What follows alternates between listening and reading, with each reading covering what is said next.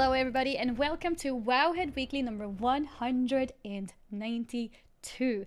I am Annie, or also Annie Fuchsia. I'm a full-time streamer on Twitch. I play a lot of World of Warcraft and I do this weekly show for you guys. With me, as always, we have our pillar, the lovely Perculia. Aw. Hi everyone, I'm Perk. I run Wowhead as the site director. So I work on all the news and features and guides you see on the site, and it's always really cool to take a break from site management and do the stream to share what's been up in the last week and answer some of your questions and highlight some of the interesting site developments. And also have my cat make an appearance comedically sometimes.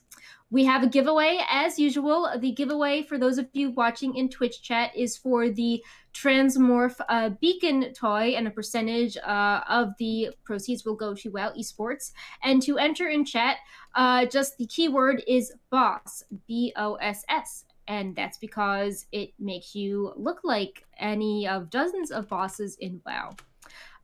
If you are a subscriber, you have a 4 times as high chance to enter. As just a little perk to show our appreciation for you that are supporting Wowhead. And speaking of showing appreciation for you guys supporting and watching the stream, we can also remind you guys of the Nether shard system. Yeah. Nether shards are something that you earn. Sorry. There's like a slight delay on Discord, so we end up speaking at the same time. You go ahead. Yeah. So if you have been watching a lot, you earn Nether shards in chat, and you can redeem them periodically for things like a Wowhead Rocket plush, a premium subscription, and enamel collector Wowhead pins. And if you're like, I love Nether shards, but I don't have enough, there are things you can do to increase your amount, such as gambling them away to get more, or subscribing, or participating in chat in different ways. Indeed. So just from supporting by watching the stream, you can get actual physical items sent to you, which we think is hopefully exciting to hear. And because your support, even if you're not able to, let's say, subscribe, whether on here or on the Wowhead Premium on the website, even watching is also supporting, and we want to kind of give back to you guys for supporting us. I think I just said the word support like a million times, but support Wowhead. Some of these pins are not available for sale on the shop, like the Murloc one. So this is your only way to get some of them. I did not know that. So there's some exclusives like that. Yeah, some of the ones like the Murloc, it's like a gray area with licensing, where but if you have lots of paperwork to sell them on a large scale basis. But we have some extras made, so we're trying to just give them away for free through, creative means. Awesome. And yes, you can just scroll down and find the widget and use that to redeem things with your points. So it's pretty simple. Pretty simple to use. We had some subs in the pre-show. Yeah. We'll just quickly thank them again for subscribing. We had Darhel, Prime sub, 2 months. Thank you very much. We had Swiggy Swoo with his 15 months in a row. Wow. Thank you very, very much. We had another 15 months from Aegis2566. Thank you for that as well. And JD Saphir with the 35 months, almost 3 years of supporting. Thank you. And last but not least, we had Tenno with his subscription as well at 15 months. Thank you, all of you, for supporting.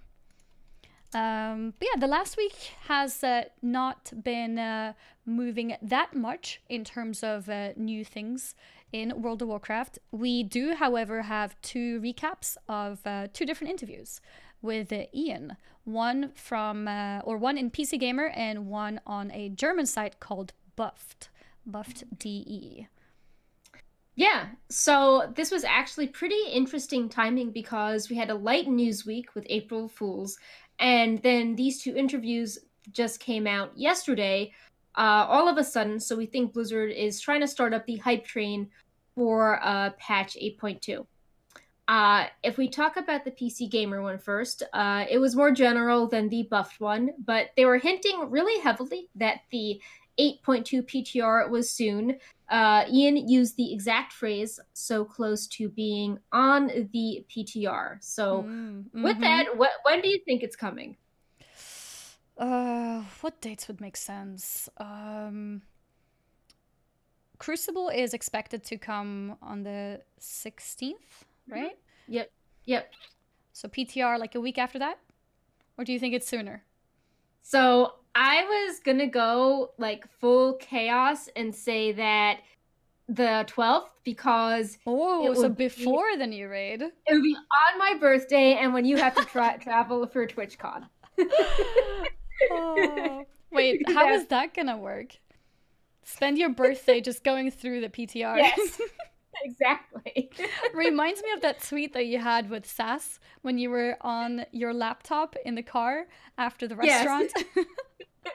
Yeah, the Wowhead team went out for this very nice steakhouse dinner.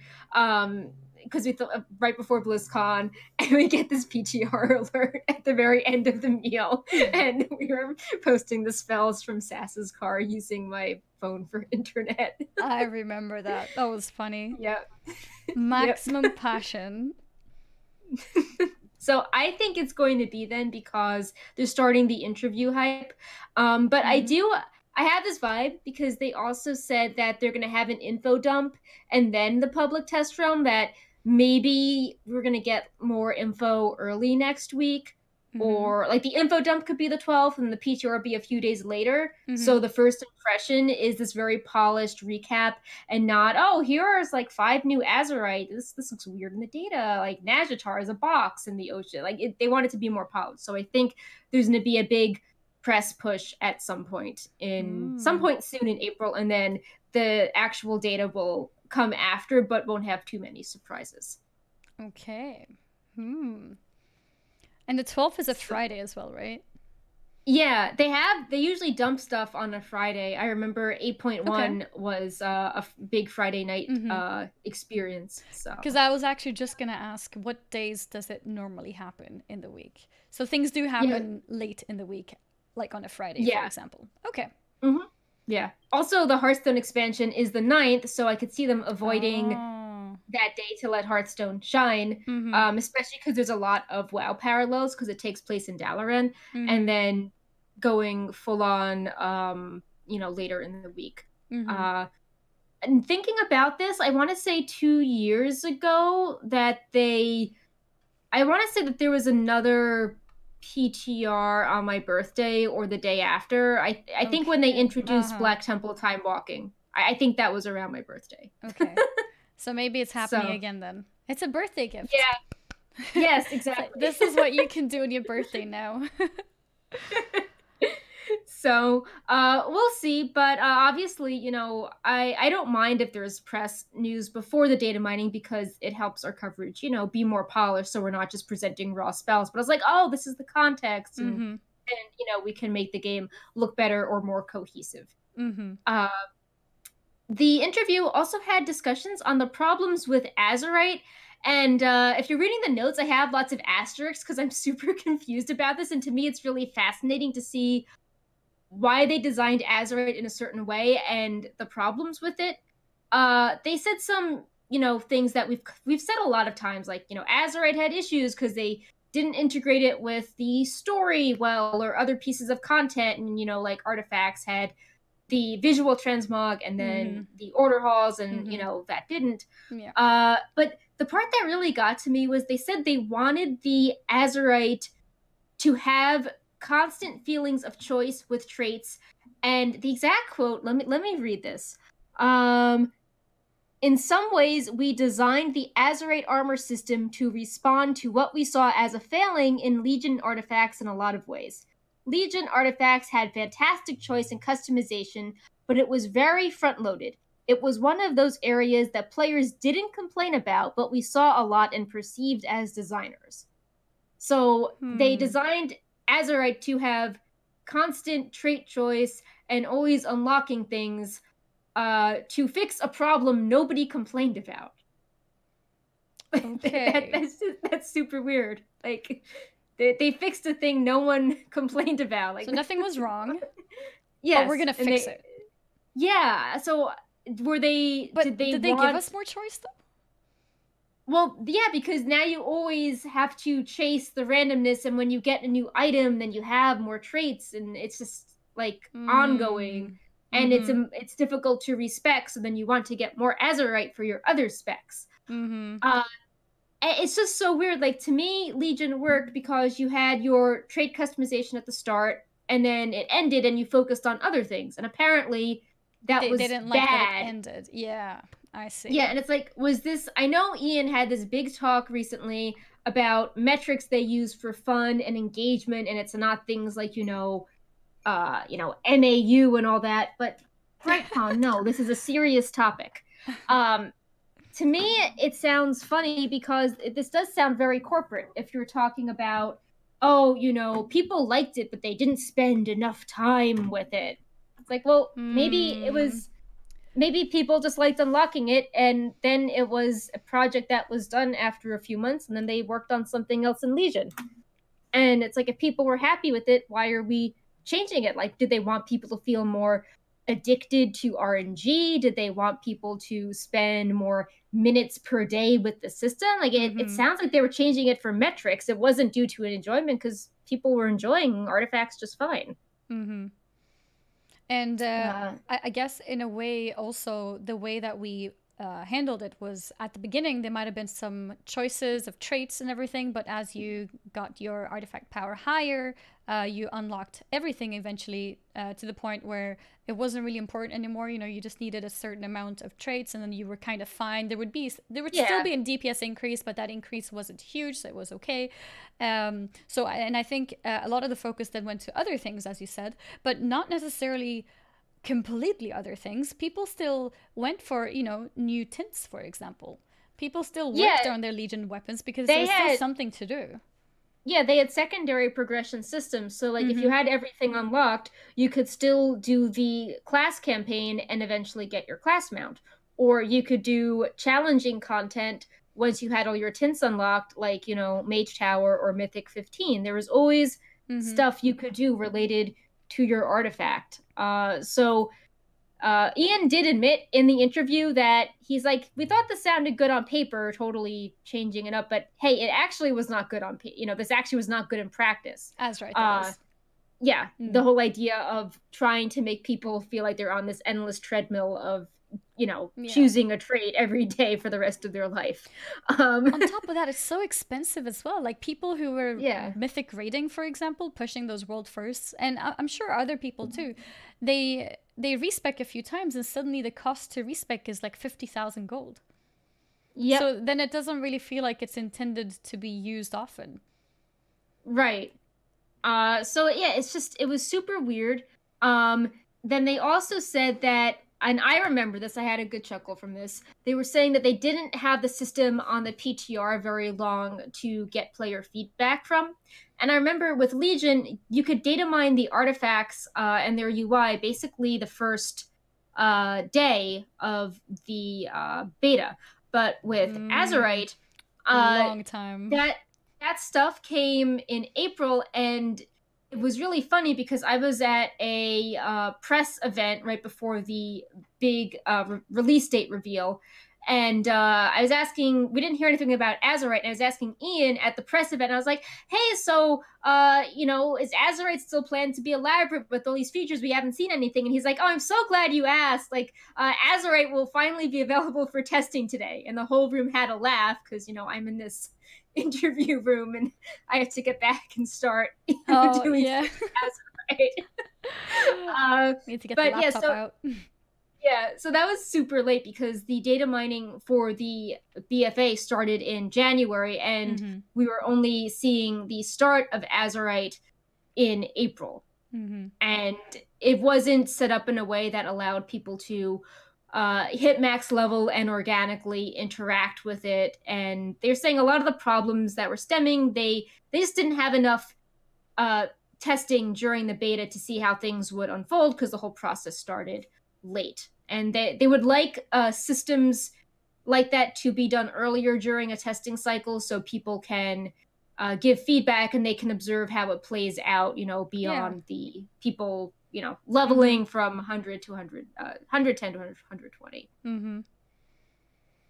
So yeah, that was the problems with Azurite, and then they also discussed the issues with short-term and long-term development tension, as well as um, like temporary systems versus time spent on permanent systems. And they were talking about uh, they started off with a portal discussion, how if you have systems in place over years, it gets messy, and how do you balance them? But then Ian said this pretty interesting thing that, we need to be more willing than we have been in the last couple of years in expansions to make permanent additions to the game and accept that there will be some untidiness down the road, but it'll be worth it because it's exciting for players. So basically, they're saying that, they want more permanent things, not just like, oh, artifacts one expansion, Azurite another, because it's not really fun when you keep losing things. Like he also was talking about how people every expansion want cool new things as they level up in new worlds, and that means additions to permanent systems. Like it doesn't feel good when you lose your artifact. It doesn't feel good when you have no talents that are new. So I think they want a balance between stuff that sticks around, like less focusing on the stuff that sticks or that is only there for a few months or a year, and more focusing on how do you make the existing core systems more elaborate and exciting when you start a new expansion. So especially when you're leveling, for example, when you gain a new level and you get an Azurite piece, sure, but that's like a short-term kind of what's the word I'm looking for? Short-term progression, because in the end, that's going to be gone. And we were talking about this last week as well, where leveling currently doesn't feel good. You don't become stronger when you leveled. In fact, you become weaker because suddenly your stats are worth less, and you need more of the stat to have the same effect. And on top of that, we don't have any new talents or anything unlocked between 110 and 120. So leveling between 110 and 120 is just a very boring grind. Unless you haven't done the quest lines, of course. It's very fun to do this the first time. But like on an alt, there isn't much of a progression that feels good. Yeah, and there's so many systems they've been doing in past expansions that get discarded. Like, I know they've reused bits and pieces of the garrison, but I mean, the whole idea of just like you're building your city and then you abandon it, like that's, that's gone. And then in Legion, you have your artifacts, and then that's totally gone too. And now in BFA, there's Azurite, and that's going to be gone. And it feels like it wouldn't be cool if we just developed on some of these things so we didn't always feel like we're going to lose something at the end of an expansion. I feel like in a way it's kind of cool to have something like that still, because it gives the expansion flavor. It kind of I don't know, it defines the expansion in a way. Like when I think of Legion, I think of the artifact weapon, and I think that's okay. But I do agree that having something that also would develop over time, over multiple expansions, could also be really cool. Maybe the talent system could be expanded upon again. I mean, we went from having these super elaborate trees, and now it's like, oh, well, you have 7 talents, the end. It's like, okay. I agree completely. The talent system is something that should be built upon better between the expansions so that you feel the progression throughout and not just get forgotten about, and then you play BFA and then there's nothing more to it. It's right. Oh, exactly Legion also had the whole legendary system, which got, that's not around in BFA. So it just hello Brightpop. But yeah, it just they were social today. I know. He's like, I'm an artifact. Did you know? So I think Ian was also saying that it's okay to have temporary systems as a way to feel creative. Like, if artifacts were permanent, can you imagine the paralysis Blizzard would be in, like, no more weapons ever. We have to make this amazing. But with, playing around with that for just a year, let them to be more creative. But I still think there could be a better balance, taking some of the lessons they've learned with, designing all these temporary systems and seeing what they would like, what's exciting, what stays exciting over the years, and taking some of those systems with evergreen potential and adding them as permanent additions. But yeah, so besides the PC Gamer interview, which we have a recap of, there was a more like in-depth, more fan site angle interview with the German fan site Buff DE. We're not sure if I misspeak, it's because I'm not a German speaker, so everything is going through translation. These are not Ian's exact words, but we do have some great German translators at Wowhead, and they've translated the entire interview, so you can, you know, if you don't speak German, you can see everything that Ian said in detail. The first topic that I found interesting was when Ian was asked about Ashara's role in the conflict between the Horde and the Alliance. Are we going to join forces again to fight the greater evil that threatens Azeroth? Ian replied something to the effect that Ashara has a plan. We're going to experience the impact of them, and there will be some unexpected events and twists for the players. So there should be a surprise there. I hope it's a surprise that's like a real surprise and not like the burning of Teldrassil will have a surprise twist. Oh, look, it's Sylvanas type deal. Yeah. But I don't know. We'll have to see how that will play out. There's a lot of little details in Crucibles hinting that maybe Ashara and N'Zoth are not totally working together. I did some speculation that maybe, like, the Crucible feels like a Trial of Valor type raid, except we're showing our worth to N'Zoth, so maybe he wants Ashara out of the way, like, once her role is over, and, you know, if we're going to go back to the Black Empire, that's with just the old gods all together, and, like, she's not needed, and she's too powerful and egocentric. So I was speculating maybe N'Zoth will empower us to go fight her, but that will actually end up helping him. So he said something unexpected, an unexpected plot twist will happen? Yeah. Yep. Okay. I really hope it's not like a Sylvanas thing again. Yeah. Like either something predictable or like, oh, Sylvanas did something horrible. That's the plot twist. Like, she's killing everyone. Is that a plot twist anymore? Yeah, it's like, oh, she used Xal'atath to, like, kill people. And like, I don't want one of those. I want something interesting. He also said the faction conflict was sticking around, so I'm sort of like, oh, I don't like the faction conflict. Like, I think it could be interesting to see what would happen if there's an old god presence and we are not united, because then I think that could end up really badly for us, and that's interesting to explore. But I mean, the bickering is not really fun to log on and experience and, you know, play through. Just always this mood of, like, hating, you know, your fellow citizens and people around you. That's not always fun. We say right, that, but like, then... I'm fun. Yeah. Like, we've just witnessed Jaina seeing her brother, who we're still not 100% sure where his head is. Yeah. So, yeah. And we got Bane as well. Not exactly banished, but imprisoned. So, yeah, there's a lot going on. I don't see that conflict dying anytime soon. Yeah, Ian said something to the effect that, you know, both sides suffered losses in Dazara lore, and there's still a lot of loose story threads to consider. You know, there's no reason to consider peace. The conflict is more noticeable than before. Bright pause licking my thumb. That feels a little strange. But yeah, I'm curious to see what this twist will be. And same. Even if the faction conflict continues, I would like to see more of Ashara's story in the Old Gods. And I almost wonder if Ashara will survive, because there's a theory that, you know, there's the three Warbringers, Jaina, Ashara, and Sylvanas. And we were fighting Ashara. We fought Jaina, and she survived. So will we fight Sylvanas in an upcoming patch? And, you know, if Jaina survived, will Ashara survive as well? So that would be interesting if she survived. She seems very complex and famous as a character to just kill off. Disappear, yeah. And, you know, like, other bosses have survived multiple expansions. Like, Gul'dan was a character in Warlords and then also in Legion. So maybe...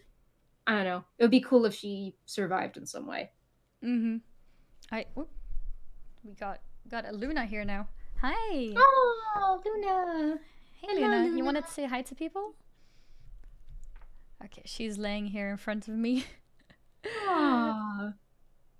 I have like a blanket right in front of the keyboard, and she's just laying there, allowing me to massage her little face. Cat fight? No, no cat fights. No. No cat fights. Only cat love. Yeah, we love cats here. Mm-hmm. So where were we? Come back.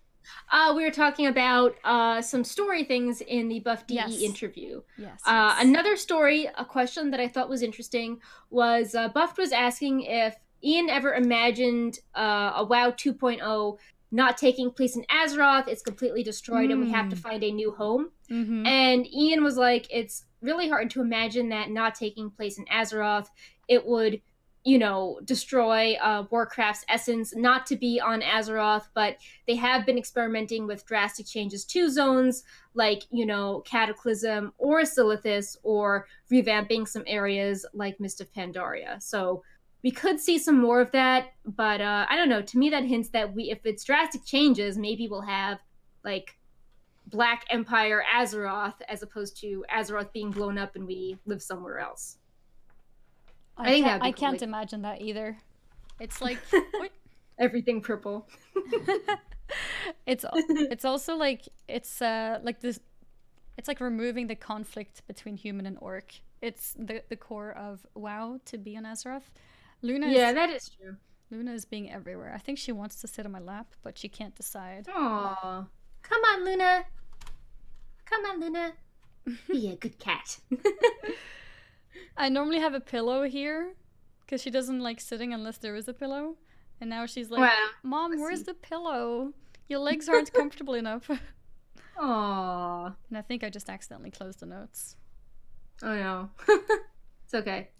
But yeah, you can keep on going. I'll get the notes out. Oh, now we've got a bright pop. Oh, we got 2 cats All now. the cats. Yeah. Yay, cats. Good baby cat. So now that we're both distracted by cats, going back to things we learned in the Buff DE interview. It's interesting that they went into so much detail in their interview.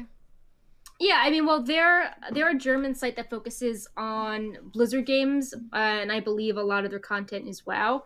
So it makes sense that their audience, I think, is more like WoW heads, where they want more general, more things about the game, and not like, recap of what Azerite is. Yeah. But they discussed Mechagon and Nazjatar, and a detail that I thought was interesting was that Mechagon is smaller than Nazjatar, but a little bit bigger than Timeless Isle. And that was a zone that was filled with so much stuff to do. So to me, that shows that I think everyone's like, oh, Mechagon is just a dungeon, but it's actually an outdoor zone with a lot of cool stuff there. Okay. So I look forward to... Yeah. Yeah. Sounds like we're going to be there. Yeah, we're going to be there, and Nazjatar will have the traditional kind of outdoor zone culminating in a conflict with Queen Ashara. So that all sounds very interesting. Mm-hmm. Bright paws thumping. Then they also discussed Azerite as usual. I feel like a big PR spin of 8.2 is we were trying to make artifacts better, we messed up, and now we're trying to make them better again. Mm-hmm. Yeah. And they said that they were committed to making Battle for Azeroth gameplay great, that they haven't, given up on BFA. They want the remainder of the game to be great, that the world is great. They just want to get the systems up to par. Mm-hmm. And something they were talking about improving the Heart of Azeroth again, making it more like Legion artifacts.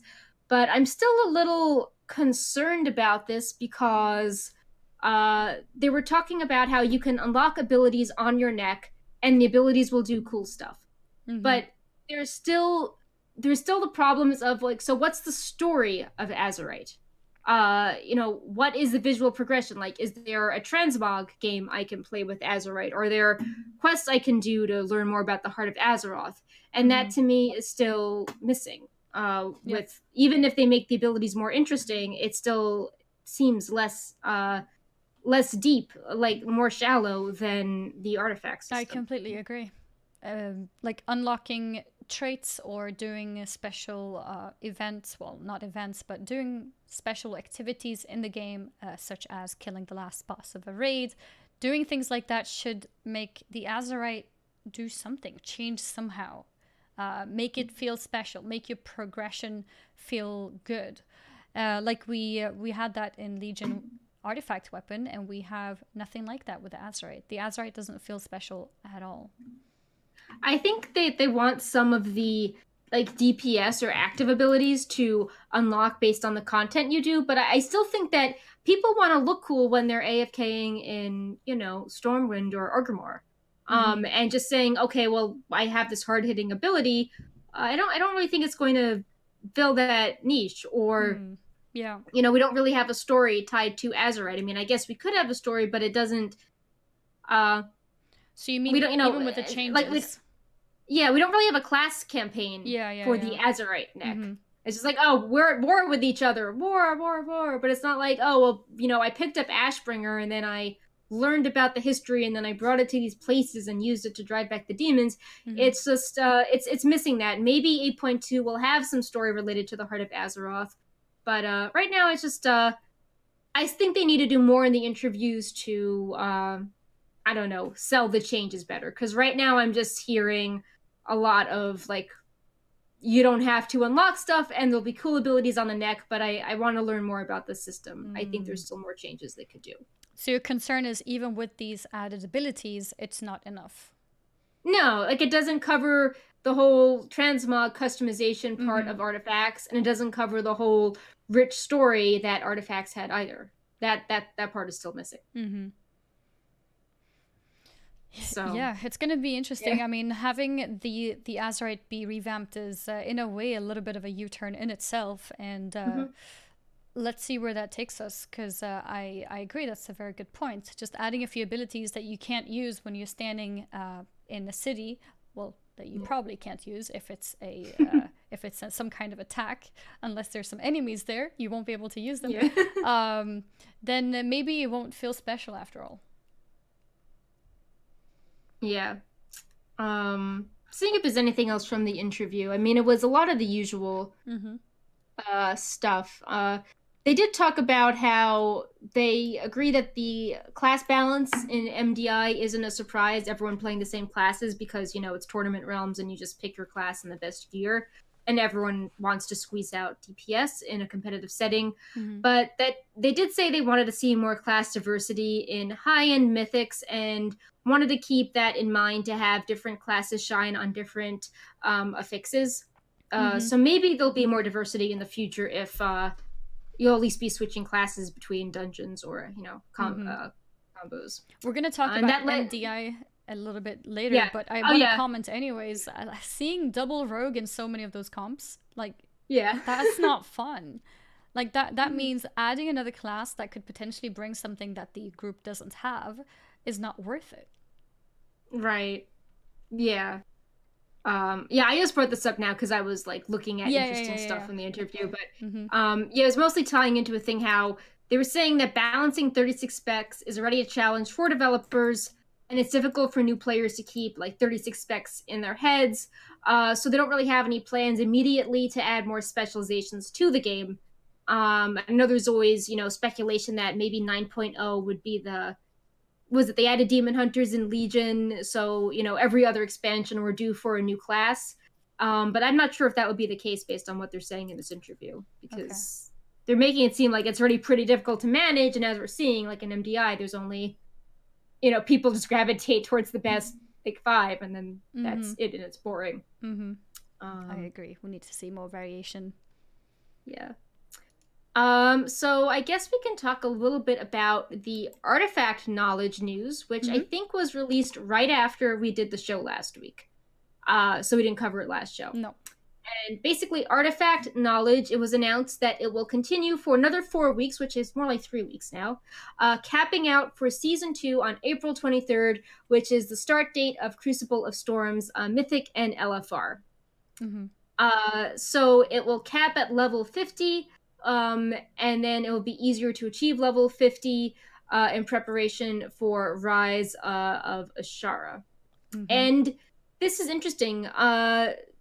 do you think it seems like this wasn't planned? It stopped at a certain point. It was announced it would stop at a certain point, and then they decided to continue it. Like, does this maybe hint that 8.2 development is 4 weeks later than expected, or they didn't see enough people playing, or they wanted to make things easier for Crucible of Storms, having everyone get the knowledge easier? I was just curious. I don't think they've done something like this before. It was pretty well communicated that it was going to end earlier, and then they just were like, oh, oops, actually another month.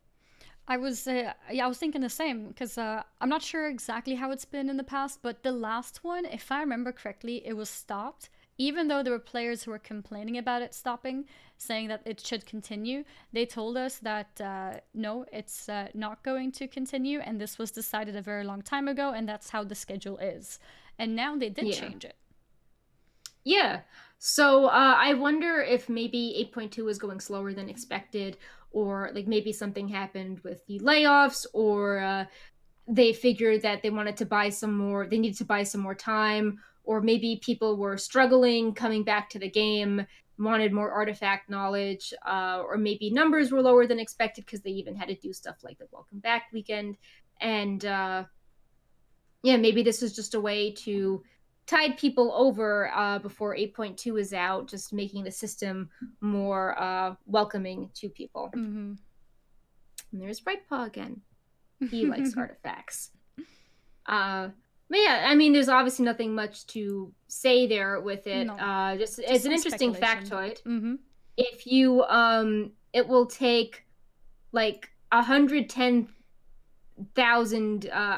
I'm looking at this chart my coworker did, and there's a lot of like abbreviations for thousands and millions in this chart. Oh. But basically, it will take 110,000 if you try to level your neck from 49 to 50 this week, but 38,000 if you wait 4 more weeks. So basically, it will get massively things will get massively cheaper leveling up due to the system. But yeah, I'm looking at this. It's very scary. There's lots of like exponents and numbers in this chart. Very big numbers. But as you get as the weeks continue, the numbers go down. So that's good. Mm-hmm. I think for the next segment we can discuss some more lighthearted news that I am very excited about, and Brightpaws too. If you haven't figured, we're talking about April 1st. And I know a lot of people saw this because I was poked about it a lot, and people mentioned it on my stream as well. Like, Annie, have you seen the Wowhead April Fool's joke? Of course, I told them it's not a joke, guys. No, but I really liked it. You guys did a great job with it. And I was thinking that we should take a look at them and show everyone what you guys came up with. Oh, thanks. So I want to give a shout out to Stevon, who worked on the customizations in the dressing room, getting a lot of the animations and everything to work great, doing the fake graphics for the Pepe goggles. And then Anna, our site designer, who modified some of the models to Stevon's specifications to get them looking realistic. So as many of you know on the internet, Wowhead made Lightbound undead models and said they were an upcoming Alliance allied race. And we had them in the dressing room with these cool golden tattoos and different hair tints and different skin tones than what you usually see in the game. We used the Chinese undead models because you can't show bones as the base model, but there was a lot of customization put on top of them. It's not just the Chinese model. There's a lot of stuff our artists that worked on the site did to make it look special. Mm-hmm. I'm scrolling through different skin colors here for female. I'll also show you guys the male model right here. And if you've been watching the show in the past, you know we've talked about, Kalia Menethil and Derek Proudmore, and does this hint at a new, subclass of light-touched undead versus the ones that follow Sylvanas? And all this was on my mind as I was doing the April 1st joke. So a lot of people thought it was believable because they're like, oh, they're in Before the Storm, and Wowhead's talked about this before. Like, it's a thing. Yes, we predicted it. So, yeah, we had a lot of fun with these. I still think something is going to come about with these for real because no allied race is 8.2, but there could be more in the future. And if we think the faction conflict could be changing or leading to third factions, I could definitely see this being an option coming actually for the Alliance. So, you know, it seems like both factions are now getting different versions of the same skeleton, like Nightborn for Horde, and, you know, Night Elves for the Alliance, or Void Elves for the Alliance, and Blood Elves for the Horde. So I think that this could be something the Alliance would be getting. Mm-hmm. But yeah, oh, it's so good. I don't know what we'll do next year to top this. Yeah, how are you gonna top this now? I know. Some people were so upset that it wasn't real. Oh, whoops! I just accidentally closed that. Let's get that back. There we go. Some people were so upset that it wasn't true. I know. They wanted to see this happen. I know. Well, maybe I don't know. Maybe Blizzard's like, oh, like this. People were very excited about this topic. Mm-hmm. Yeah. But yeah, there was tons of customization as well, as I showed you guys in the slides earlier. Different skins. You were saying? Actually, so don't take my word for this, but apparently we didn't take down the April 1st data yet on Wowhead, so you can still check these out in the dressing room and dress them up and everything. So the models in the dressing room. Are you guys planning to keep them or take them down eventually? So I think that whenever we do a new PTR build or hotfix update, it automatically goes away.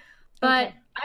I was discussing, I'm like, if people like these, why don't we just make like a, you know, fan creation race menu if people want to try these out, and who knows, maybe we'll add more whenever we're bored. So like a lot of work went into them. I think it would be fun to keep them. Mm-hmm. Yeah, you could tell when you look at them. I love the one. Mm-hmm. The one that looks like Kalia, because her outfit is actually in game, so you can dress it up to look like her. Yeah. Mm-hmm. Yeah, like, oh, it's her human outfit, but she's a lightbound now. Mm-hmm. So I think that one is cool. Wait, what were you gonna say? I was going to mention that apart from the Lightbound Undead, we also had some surprise new skins or tints for humans and orcs. Yep. Let me get that as well. With everything, the light and void exist in balance. So since we did light customizations, we needed void customizations as well. Yep.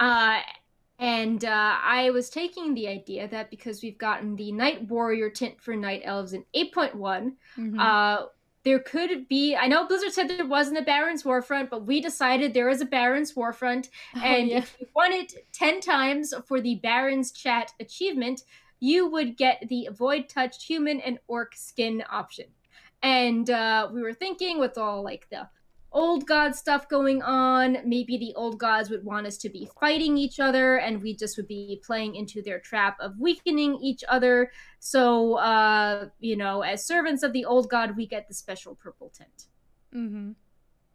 This was a lot easier to put together.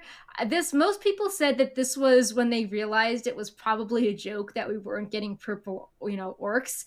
But a lot of people were like, that stuff looks pretty dope. I would play a purple, you know, orc. Yeah. Yeah, I feel like from the two of them, the Lightbound Undead also in general was a lot more likely to actually happen. Yeah. Or at least in a sort of believable, like hopeful way. The Void Touched Human, or I don't know. I'm not sure.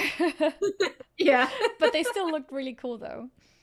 Yeah. And Baron's Warfront, that's just brilliant. I'm just gonna wait for someone to ask in like a month, like, oh, so when is Baron's Warfront coming out? I know, the next Ian Q&A. Yeah, the next Q&A indeed. We also had a fun item to do with Pepe. Yep, Pepe do you want to always talk about it? Yeah, Pepe always makes an appearance. Mm-hmm. For every April Fool's, we always do a thing with Pepe. Last year, we added Pepe tattoos in the dressing room and Pepe allied races. And then the year before, we had Pepe as an artifact weapon, like just Pepe, Pepe shipped artifact calculator. Uh-huh. So this year, we have the overtuned Pepe goggles, and everyone around you is turned into Pepe, similar to the overtuned Corky goggles. And we made a video running through the capital cities with everything turned into Pepe, Mm-hmm. including all the Alliance footmen and Talanji and Greymane and the mission table board. Everything was a Pepe. And it was super cute. I loved it. I love Pepe. There we go. Got some screenies here. You can see them. See, the Zanchuli Betrayer is a Pepe. A dead Pepe.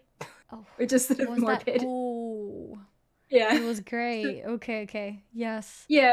So we've That's got horrible. the dead traitor Pepes, the alive forsaken Pepes, and then the peon Pepe with a box on its head. Oh, oh, so cute. I could actually see this happening. Yeah, I hope Like, it does. It doesn't feel too off. It could be the next anniversary present and just take Who the tech of knows? Corgi goggles, but put Pepe models instead of Corgis. Yep. Indeed. I like it. It's very, very cute. Yeah. So those were WoW History April 1st jokes. We hoped you liked them. We spent a lot of time developing them. We had a lot of time since there wasn't any PTR, so we sort of put all of our data mining craziness into April 1st instead, as you can see. That was actually good timing then. Yeah, it was also really good timing because people were hungry for the PTR, so we made this seem like the 8.2 PTR had started. Yep.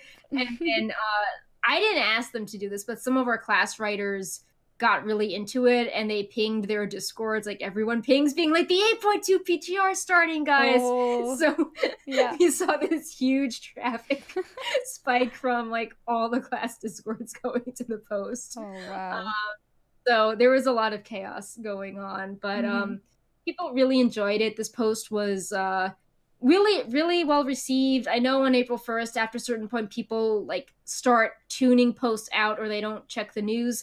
But this was our most popular April 1st post ever. So, you know, thanks to everyone that was sharing it around the internet and showing support and try to, you know, spread the joke and link it around. So we really appreciate that. And we'll start thinking of next year's. Got less than a year to plan. I really like these because they're creative and it's obvious work that's put behind it too. You know, creating all the images, putting everything together, and then writing about it in a way that makes sense, like story-wise or game-wise, which is really cool. And I just got reminded of the Discord April Fools where they deleted light mode. Did you hear about that? Yeah, that was good. I was like, good. You know, we don't need light mode anyways. Yeah, I have dark mode all the time. Yes, but then they got some serious backlash because there's some people who actually can't read dark mode because of certain color blindness. So they got a lot of backlash and got in trouble, so they had to revert it the same day. Yeah, I mean, I can't see that. Like, if someone cannot, you need to be sensitive about things like that if it's going to actually impact someone doing their job or reading, you know. A model on a website is a lot different than being like, okay, we're going to maybe break functionality if you are colorblind or something. When I first saw that tweet that they're removing light mode, I thought they were saying that they're gonna do it, you know, like let's say in the next update or something, we're removing light mode. I didn't realize they actually removed it. Then I read the comments and there were people who were saying like, please, like, can we bring it back? I can't do any work today because if I read Discord with the dark background, I get migraines after a certain amount of time. And that's actually pretty serious. So they had to revert it. Luckily, they did listen to people, so they did revert it. But I was surprised to read that.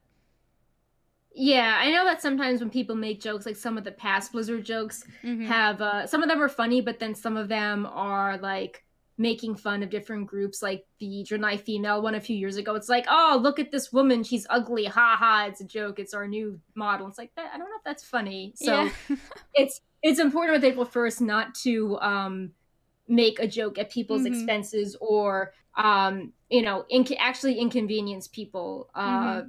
that are trying to use your product. It's really hard to strike a good balance. Mm-hmm. So Because I'm sure they could even see in their stats that there are a lot of people using it. I actually don't know why they would remove it. Oh, like yeah, Sass just said in the chat as well. Like, say you did it, and when you go check, it's still there, and ta-da, still April Fools. I honestly did not think that they actually removed it. I was very surprised when I read those comments, but apparently they did. It's like Wowhead suddenly just like actually deleting part of the website. yeah, it's like, oh, we're like, there's no more talent calculator, haha. Yeah, like haha, and then people try to actually use it and it doesn't work. Yeah. Yeah. But like, if you would just make a post where you're talking about how the talent calculator is not needed anymore because every player is so good nowadays or something, Yeah. then then they'll search for it and then they'll find it anyways and they'll scratch their head thinking what's going on, right? Right. But if it's gone, it's like I can't play my game now. Yeah. So speaking of abilities and other April Fool stuff, Blizzard released their patch notes, their fake patch notes for April 1st. And they had some interesting class changes as well as some funny general content updates coming to the game in patch 867. And so I think Annie's going to be showing one that Shell Game is now attempted on Mythic difficulty. And teams of AI characters can complete dungeons. The companion app has an update for Finder, a spoof of Tinder. And you can, swipe through players that with their gear and achievement points before deciding if you want to run with them or not. You can swipe right or left, and you can send messages to them. Glance at a player's gear and achievement points for 3 seconds maximum. Whoops, sorry. 3 seconds maximum before making a snap judgment about how well they'll tank your Mythic Keystone run. Yeah, I like this one. I liked it. I liked the class ones had a lot of Demon Hunter jokes. I wonder if some of these were actual Legion jokes that didn't get used, but it was a lot of Demon Hunters taking their souls from that too. Like taking all the demon abilities and using them for themselves. I'm like, well, that's cool, but like, weren't they kind of last expansion? But I mean, they were still funny, being like, oh, we're gonna take all the Warlock demons and give them to this other class. Yeah, but it's like old news now. Like I feel like they were definitely a little bit out of place there. Yeah, there's also something on the mage class mount, and people made fun of the mount for being like a sewer hole, and it's definitely funny, but that was more a 7-2 thing. Like the mage mount, it's just like it's like a sewer, it's like a pothole covering, like it's like this like flat thing. I remember people calling it a fidget spinner. Oh, I guess that's true, but yeah, I always thought it was like people were saying it looked like the Dalaran sewer coverings, and this was a fancy version of that. That's funny. But yeah, with Hunters, I feel like there were quite a few outdated jokes. But yeah, keep on going. I liked, please stop, oh, Brightpaw's not here. Please stop overfeeding your cat pets. It's unhealthy for them, even if they're adorable chonkers. Oh, yeah, no overfeeding cats. Yeah. They have to stay healthy and fit. Yes, Brightpaw is very fit. As you can all see when I try to pick him up and he's like, "Rah!" and runs away. Yep. And it overpowers me. There was one Paladin one that I wanted to share as well. Yeah. Let's see if I can get it up here. There we go. Repentance has been renamed Shame. It now has 3 charges, which can be reset by ringing a bell. Very nice GOT reference, which reminds me Game of Thrones is soon out as well. Yeah, that's on the 14th, right? It's like 1 or 2 weeks it's coming. It's actually on one of the days of TwitchCon. So there's a lot of people talking about whether we should all get together and watch it. But I think it technically launches or airs something like 3 in the morning or 6 in the morning European time. So it's not a very ideal time to watch it. I know, I think that's like a perfect after party time and experience. But do you think people will be able to watch something after being out drinking? Yeah. Yeah. Yeah. I mean, you got okay, to like crash on the optimism. couch and put it on. Yeah. All right, so let's just find a big hotel room, whoever's got the biggest hotel room, and then we watch it there. I think it's a plan. Yeah. If Perk thinks we can do it, then I think so too. I have faith in you. We'll try. Hopefully not fall asleep after 5 minutes. No passing out. Another April Fool's joke is that the Blizzard websites, and apparently this works for most websites, they added an option to translate the website into Nerglish, which is the language of the Murlocs. And they had a JavaScript link, and you just click on it. It turns that page into Murloc talk. And this actually works on other websites. So if you're like on Wowhead and you have the JavaScript bookmark, you just click on it and then it turns Wowhead into Murloc. Yep. And I think we have pictures of the WoW homepage, and it looks really funny because the WoW homepage is trying to look super serious, and you have this like Jaina statue that's like, and then it's like Murgle. Yeah. Yep. Yeah. And there it is. Fricker number. That's Jaina in what was the language? What did they call it? Nerglish. Yeah. Yes. I think people were asking about the name. I think they wanted to go with nerds. Even the Murlocs were like Murgle, but yeah. I think it was cute. I like how it works on a lot of websites. It definitely makes serious news sites a lot more interesting to read them in Murloc. Yeah, no, definitely. I like that. I like it.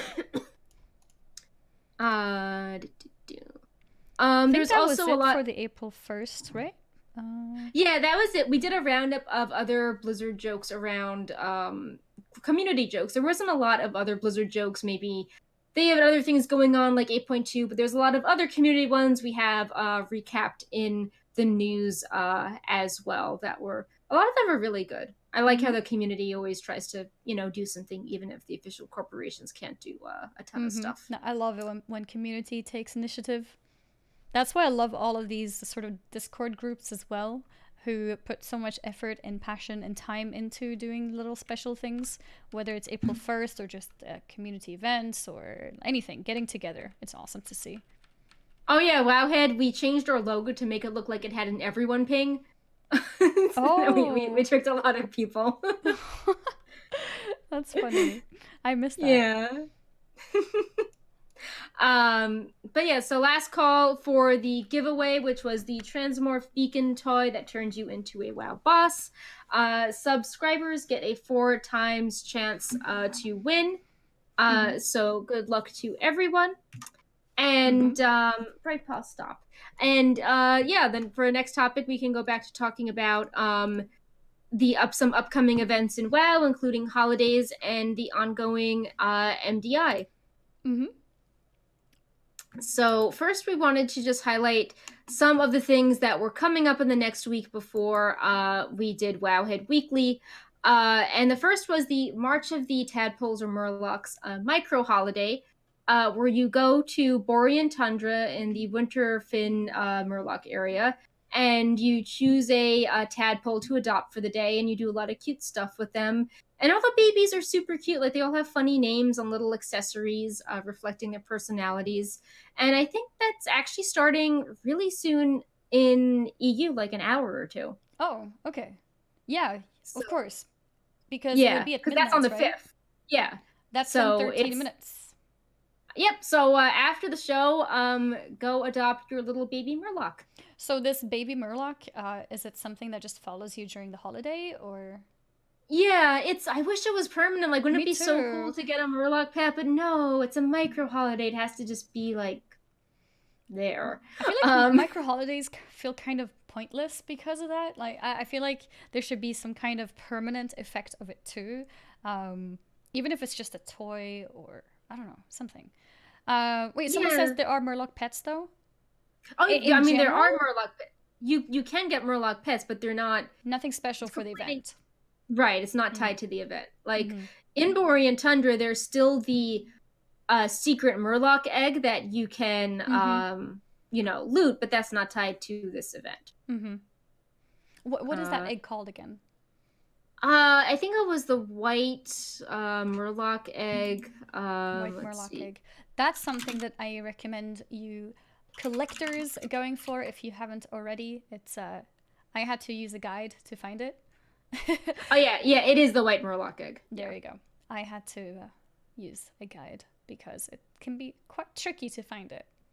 Yep, it's underwater. Mm-hmm. Uh, Another thing, also a reminder that we'll talk about the MDI in a little bit later, but also the Arena World Championship for the ANZ region is starting on the 5th, 1 a.m. Pacific time. And then MDI East Cup is 5 p.m. Pacific also on the 5th.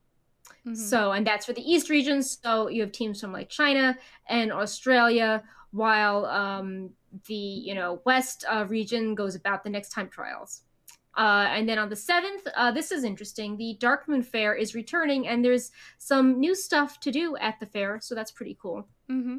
Uh, there are 3 new pets: the horse balloon, murloc balloon, and wolf balloon for 90 tickets each. And they're all, you can't fight with them, but they're cute. They look like little balloon shapes. The Darkmoon roller coaster, which I would avoid if you're dizzy, but it looks really cool. Mm-hmm. Severed fish head hats, which seem like essential items if you are doing any of those cutscenes with players and you're posing in this epic scene, because you can have a fish head on your head for these funny moments. Mm-hmm. And they are red and blue, a very large size, kind of Red ominous, and because it's blue. like, oh, horde and alliance. Yeah. What else is red and blue? Yeah. So I think that there is something up there going on with that.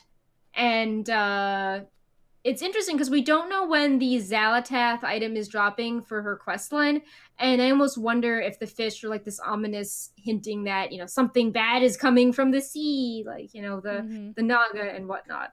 Mm-hmm. But yeah, so that all that's coming on the 7th, and the Darkmoon Faire is still really good if you need to do stuff like leveling for allied races, or collecting pets for new pet achievements. There's lots of toys as well, so it's good for collectors.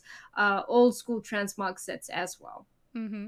And in terms of allied races, what you can do is pick up a buff, which gives you a 10% increase in both experience and reputation gain, which means it's also a good time to pick it up to level an alt.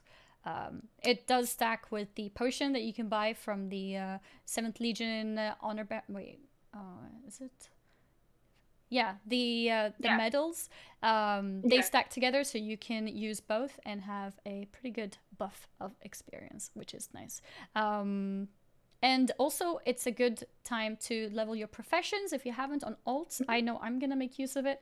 The last 5 points just to save a little bit of gold. I actually spent 100k gold on one of my alts on a server where it's quite a dead server, so everything was really expensive on the auction house, and I bought everything I needed for inscription and alchemy, and it cost me over 100k to get those professions maxed, which was really expensive. I'm still missing 10 points, I believe, in alchemy. My inscription is done. Alchemy still needs 10 points, so I'm trying to push another 5 points and then use Darkmoon Faire for the last bit.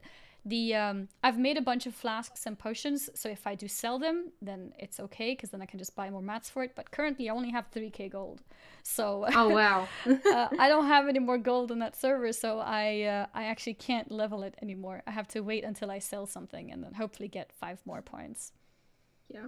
And if you're like, oh, like, why do I care about professions? Don't forget that the tools of the trade profession quest lines are new to 815, and you need to be maxed out to work on them. And then you get some fun items like the Silas transmorphing alchemy trinket, and the interesting tailoring quest line with the infinite dragonflight returning. So, lots of stuff there to do.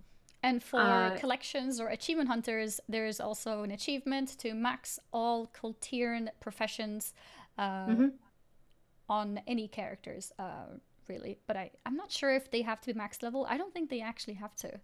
Something else which is pretty convenient is you can level Colterian section of a profession without having any of the previous expansion professions. So if you want to, you can level the professions on completely new characters that may not have any professions. That works as well. You don't have to go back to an old character which you used to use in Legion to max the profession and get the achievement. I think I'm missing 3 more professions and then I'm done. 3 or 4. So close. You're getting close. Getting close. Yeah. The other thing we wanted to highlight was the MDI. We've been talking about this, you know, throughout the show a little bit, but the MDI obviously, is continuing, and it had really good viewership for the first week, which I think it hit like 67,000 as its peak, which was really good, you know, definitely higher than past starts to the season. This wasn't even any, you know, big cup on the line. This was just like the very first cup of the season as opposed to like, you know, finals or anything like that. So I think that was really good. And it's always good to see WoW esports doing well, especially when, you know, obviously esports is under scrutiny now with heroes being, you know, downsized. So it's good to know that WoW which is a more unconventional game for esports, is still up there and doing well. And the giveaway winner was K Thalos, and the item that he won is actually something that you can get from the Blizz store, which also supports WoW esports. And I noticed one thing though. I wonder, did you realize or did you know that the MDI is played on the launcher, whereas the arena cups were not?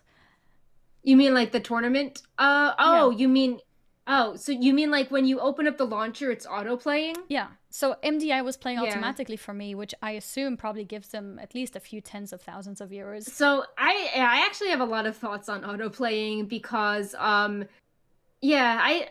I still think it's doing well, but yeah, I'm not a fan of auto playing, and I know that some companies like I think Magic, for example, will pay to have their streams autoplay in ad units.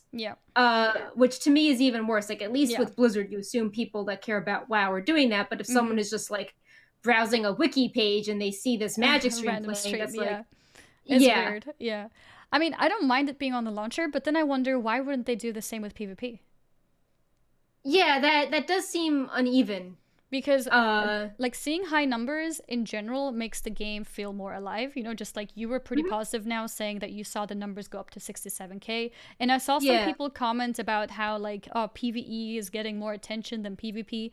Like PvP had no viewers compared to this, and it's like, well, they weren't on the launcher, and then it makes you wonder if people wanted to, if we're comparing things that's like launcher versus no launcher, I want like a little asterisk being like, well, it's not a fair comparison if something is getting autoplay. And I know for like Overwatch, no one kept that in consideration. Yeah, like I didn't realize that was on the launcher because I was out traveling, so like I wasn't opening up the launcher. But yeah, so now looking at it, I'm like, oh well, and I know Overwatch League has, you know, when you go to a site and there's ads all over, like the ad for the same place all over, that's usually called a skin, and sometimes there is an inset with an auto playing thing. Overwatch League will do that too, so that even has more of a boost. And then I've seen a lot of really major esports things following suit, like, you know, Magic will be like, oh, we had record numbers this past week, and it's like, well, you were, you know, buying out from page of websites to have this auto playing thing. So I think it's an unfair comparison, or if you will do it, it has to be who's auto playing versus who doesn't auto play. Because I think it would be healthy for Blizzard to autoplay both in that case. I don't think it's very intrusive, because I think the sound is like, I don't know, either low or muted. I don't know. It wasn't very intrusive or anything, but I just noticed it, and I never saw any of the PvP cups be there. Yeah, and I mean, like, I don't think Method had the auto playing for their stuff, and at least, you know, we feature it on Wowhead, but you have to click to turn it on. It's not auto playing on Wowhead. So it's just, it starts muddying the waters when it's like, well, MDI is always auto-playing, and then the raid race isn't auto-playing, and PvP sometimes, but not recently, is auto-playing. It's really difficult to compare, and yeah, like it's really unfair to rag on PvP for not getting the same numbers as MDI when it's auto-playing. Yeah, that flat out is, autoplay is huge. I agree. It makes a huge difference. Yeah. But it still seemed to be a good tournament. Raider.io has really stepped it up with how they present stuff, like they're tracking the talents and Azurite and even races through the tournament API available for their brackets. Wowhead has our tooltips powering the extension. So if you're watching the stream, you can just click on someone and then see everything, updating in real time. When you mouse over, that's all powered by Wowhead. So that's cool being part of it in a little way. Like we said before in the Buff DE interview, there were some issues with, is it really exciting to watch everyone being the same, same few classes? Yeah. And, that gets boring after a while. And, Blizzard was, just to recap, Blizzard was like, well, we expected the same classes to be popular because that's what's going to happen when you give pre-made characters on a tournament realm. But yeah, we should design stuff differently to have like certain classes shine in more dungeons, or certain, affix combos more. And maybe that could lead to more diversity. So yeah, because I mentioned the 2 rogues, for example. Like, it feels kind of sad to see that 2 rogues together are so good, because that probably means that everything else is just not worth it. And I think everything else should be worth, bringing something else. Maybe doesn't do the exact same DPS, but then brings in something else, which is useful for the group, which makes them save time or anything. Yeah, and like all the melee groups were so I think I just call them all melee groups, because they were all melee groups. There was not actually a lot of range DPS present. And then there was also, it's like everyone was a prot warrior, everyone was a resto druid, so there wasn't really much diversity there as well. And I almost wonder if the ban system could be, if people could start banning classes. Like, you can... Ooh. Last year was like, you're going to ban this dungeon and then counter ban this other dungeon, or have like first choice picks. If it's like, we're going to ban the prot warrior, we're going to ban the rogue from this thing. So you have to have several classes to keep in mind on your toes. I actually want to see a ban system in both PvP and PvE. I feel like a ban system would make things a lot more interesting, and also it would reward people who actually do play multiple classes and multiple things, and I think that would actually be really cool. Yeah, and I think it definitely adds variety. Like, I remember last MDI, I remember everyone was it was Holy Paladin and Blood DK that was in last year, and I remember when it was like, oh wow, there's a resto druid, like, yeah, like, awesome job, JB, like, not playing the Holy Paladin and making things entertaining, and like people like it. The games are more memorable when you have see a bit interesting of compositions. When it's not as predictable. No, that person's main class was banned. What is he gonna do now? And it just adds a lot more to the commentators too, when talking about everything that's going on. I think that would be a lot more entertaining. Yeah, or even seeing people have to make stuff up on the fly. Like, I remember when they added Seat to the mix, and everyone was like, what is Seat of Triumvirate? We don't know what things do. And it was fun watching people muddle through the instances and have to figure stuff out.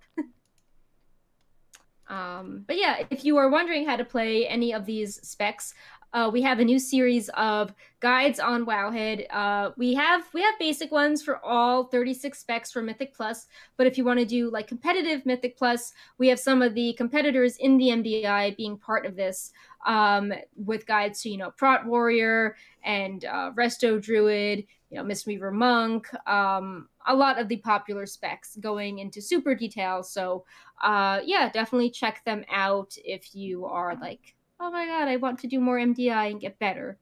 And we're also every few days highlighting important skips or anything just interesting. Brightpaw, this is serious. You're making me not look dignified. I'm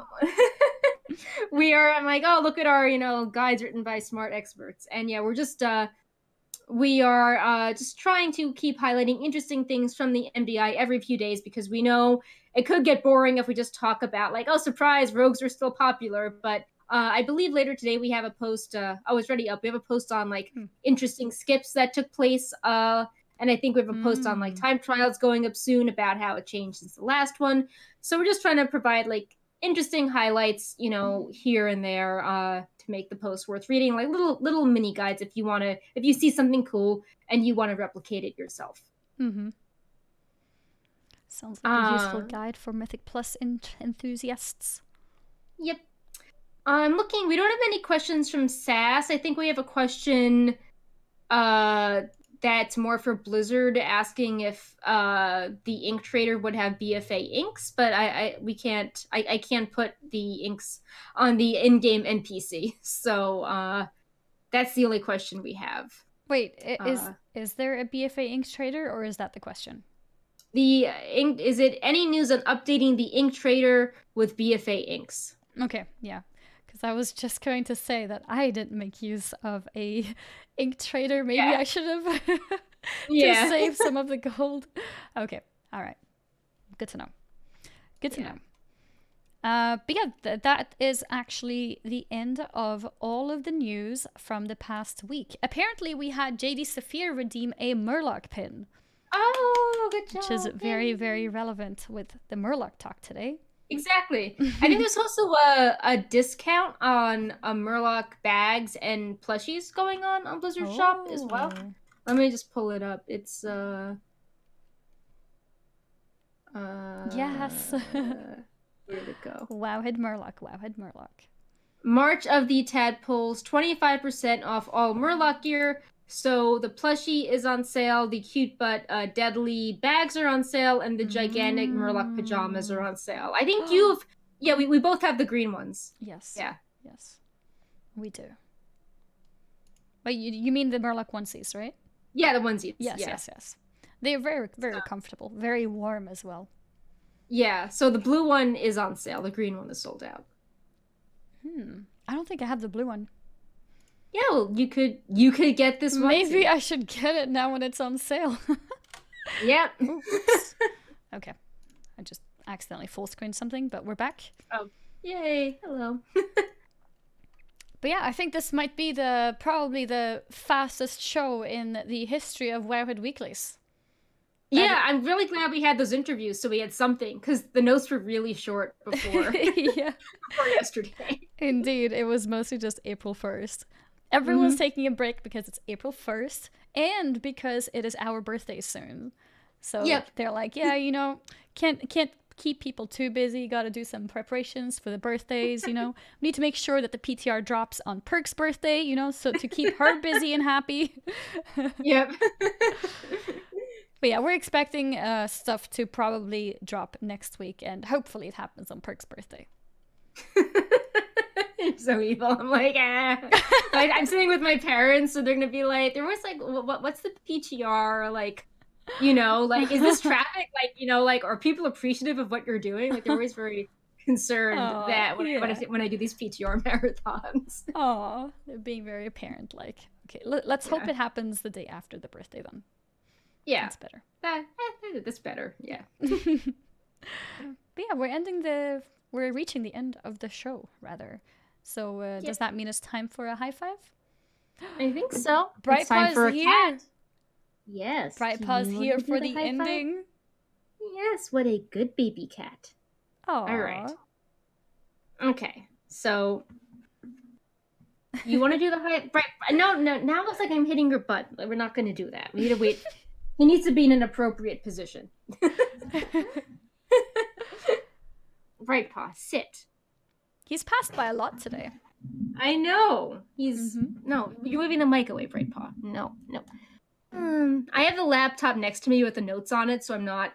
The screen isn't as white, and he likes the laptop. Yeah, I think the color on the camera looks good today. Yeah, well, I'm also less sunburned because last week I was all in the desert and the poppy fields.